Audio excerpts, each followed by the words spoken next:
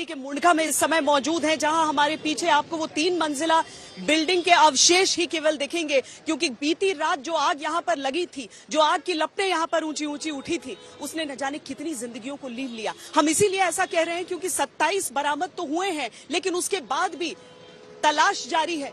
अभी भी यहाँ पर सूनी आंखों को लिए लोग अपने घर वालों को ढूंढने के लिए पहुंच रहे हैं। इस दफ्तर में जो लोग काम करते थे वो अपनी त्रासदी की पूरी कहानी बयां कर रहे हैं। ऊपर के जो इलाके हैं, जो ऊपर जो पहली और दूसरी मंजिल है, वहां पर आपको रह रहकर जो राहत कर्मी है वो नजर आएंगे, जो कि उस मलबे में तलाश रहे हैं कि कहीं कुछ हाथ आ जाए। लेकिन अभी तक जले हुए इंसानों के शरीरों के अंग के हिस्से मिल रहे हैं उन्हें, जिन्हें एकत्रित करके वो अस्पतालों तक पहुंचा रहे हैं। इस सब के बीच जितने लोग नहीं अभी तक मिले हैं, उन सब के घर वाले ये जानने की पसोपेश में लगे हुए हैं कि उनके परिजनों का आखिर हुआ क्या है। यहीं से 15 मिनट की दूरी पर वो अस्पताल है जहां ले जाया गया है। लेकिन सबसे बड़ा सवाल जो आज तक पर हम उठा रहे हैं, 3 मंजिल की ये बिल्डिंग सड़क किनारे खड़ी रहती है। आज ये कहा जरूर जा रहा है कि उनके पास फायर का एनओसी नहीं था, एमसीडी की तरफ से क्लियरेंस नहीं था, लेकिन किसी भी एजेंसी को ये 3 मंजिल ऊंची खड़ी हुई बिल्डिंग आखिर नजर क्यों नहीं आई? सड़क के किनारे क्या ये बिल्डिंग अदृश्य रही? क्या किसी को नहीं पता चला अब तक कि लाल डोरे की जमीन जहां पर केवल रिहायशी इमारतें होने की इजाजत है, वहां पर एक के बाद एक यहाँ पर अलग अलग जगह पर यहाँ पर कामकाज की ही आपको चीजें दिख जाएंगी, ऐसी इमारतें दिख जाएंगी जहां पर कोई फैक्ट्री हो, कोई इंडस्ट्री हो, उस तरह की चीजें। ये कैसे होता रहा? क्या लोगों ने आंखें मूंदी, या फिर जानबूझकर ऐसा इसीलिए होता रहा क्योंकि दिल्ली के कई इलाकों में इस तरह के आरोप अभी भी लगते हैं? इसका जिम्मेदार कौन है? उसके लिए जांच कमेटी बैठ गई है, जांच कमेटी जरूर बैठ गई है, मैजिस्ट्रियल जांच के आदेश जरूर दे दिए गए हैं, लेकिन क्या यह हकीकत आंखों के सामने से होकर, अदृश्य होकर गुजर नहीं जाती है? यहाँ के आम लोग, आप लोग यही रहते हैं? हाँ, नाराजगी है इससे? जी बिल्कुल। हाँ? जी लोगों ने, सिर्फ स्थानीय लोगों ने मदद की थी? जी। फायर ब्रिगेड कितनी देर बाद? 2-3 घंटे बाद आए। 1 घंटा मैम। 1 घंटा आप कह रहे हैं? ये निर्णायक होता है, ये समय निर्णायक होता है कि कितनी देर में आप पहुंच रहे हैं। सामने ये सड़क है, देखिए, यहाँ पर जिंदगी थम गई है, जल गई है, दूसरी तरफ जिंदगी चल रही है, रुक रुक कर ही सही, जाम में ही सही, लेकिन ये सड़क के 2 किनारे आपको यहाँ की हकीकत समझ में आती है। इस बिल्डिंग में उस समय जितने लोग मौजूद थे, उसमें से कईयों ने अपनी जान बचाने के लिए ऊपर से कूदने की कोशिश की, लेकिन बगल की सटी हुई बिल्डिंग को देखकर आप समझ सकते हैं कि कूदने वालों का अंजाम यहाँ पर क्या हुआ होगा। हालांकि अभी भी ये कोशिशें जारी हैं कि क्या उसमें कुछ भी तलाशा जा सकता है। उस मलबे में शरीर के जले हुए हिस्से अभी तक बरामद हो रहे हैं, जिन्हें एक साथ एकत्रित करके अस्पताल तक पहुंचाया जा रहा है, क्योंकि एक लंबी प्रक्रिया रहेगी। अभी पूरी जांच के जरिए ही पता चल पाएगा। जो बॉडीज निकली है यहाँ से, वो इतनी बुरी हालत में थी कि उन्हें देखकर यह अंदाजा लगाना भी मुमकिन नहीं कि वो किसी पुरुष की है या फिर एक महिला की है।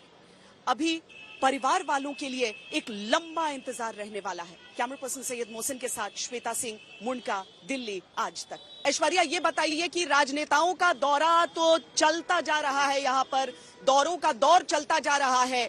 जो मुख्य तौर पर बातें अभी तक आपके सामने निकल कर आई हैं, क्या कह रही हैं? देखिए, सबसे बड़ी बात श्वेता जो सामने निकल कर आई है वो ये है कि ये बिल्डिंग अवैध थी। इस बिल्डिंग के पास एनओसी था ही नहीं। अब जो यहाँ पे पुलिस वाले आपको नजर आ रहे हैं, वो सब वो कार्रवाई कर रहे हैं जो कार्रवाई पहले हो जानी चाहिए थी। और एनओसी ना होने का सबसे बड़ा कारण था कि ये जो आपको स्टेयरकेस दिख रहा है पूरा जला हुआ, ये एक ही स्टेयरकेस था जिससे अंदर जा सकते थे और बाहर आ सकते थे। ऐसा नहीं होना चाहिए। आपका स्टेयरकेस ज्यादा चौड़ा होना चाहिए और कम से कम एग्जिट पॉइंट्स 2 जगह से होने चाहिए कि कल को अगर किसी बिल्डिंग में बाई चांस आग लगे तो लोग भाग सकें। पीछे ही हमने एक रेनू से बात करी जो इस बिल्डिंग में उस समय मौजूद थी। उनका कहना था कि जब कमरे में धुआं भर गया तब उन्हें एहसास हुआ कि हो क्या रहा है। बड़ी मुश्किल से ये जो शीशा हम आपको दिखा रहे हैं, ये शीशा को ये जो शीशा है इसको तोड़ा गया बड़ी मुश्किल से। यहाँ से जब वो कूदने की कोशिश कर रही थी तो जो आसपास के लोकल लोग हैं उन्होंने एक क्रेन भिजवाई और उस क्रेन पर चढ़कर वो नीचे आई। उन्होंने ये कहा था कि हम तो तय कर चुके थे कि हम जल जाएंगे, हम मर जाएंगे, लेकिन किसी तरीके से हिम्मत बांध के बस क्रेन पर चढ़ के नीचे आ गए। पुलिसकर्मी देखिए लगातार अंदर जा रहे हैं। इस समय लेकिन दुख की बात यही है ऐश्वर्या कि हर कहानी की ऐसी हैप्पी एंडिंग नहीं हुई है। वो तो क्रेन पर कूद गई, वहां से निकल गई, लेकिन बाकी लोग इतने भाग्यशाली नहीं रहे। बहुत सारे परिजन यहाँ पर भी अभी भी मोबाइल में तस्वीरें लेकर अपने घर वालों की भटक रहे हैं। ये बिल्डिंग अगर आप देखते हैं, इसके सबसे ऊंचे भी आपको एक कमरा दिखता है। जो यहाँ पर काम चल रहा था, उनके पिता को वहां पर रहते थे, लेकिन पहली मंजिल पर उस समय एक मोटिवेशनल स्पीच चल रही थी जहां मौजूद थे। बाहर से ताला बंद था, कहां से निकलेंगे? तो अब ऑफिसेज में आप देखते हैं कि बाहर शीशे की दीवारें रहती हैं, वो चटका, वो टूटा, तब जाकर वहां से अगर कूदेगा कोई आदमी, उसका अंजाम क्या होगा? देखिए, सीमेंट का ये ढांचा, उस पर कूदे हैं लोग, लेकिन उनमें से भी कई लोग नहीं बच पाए हैं।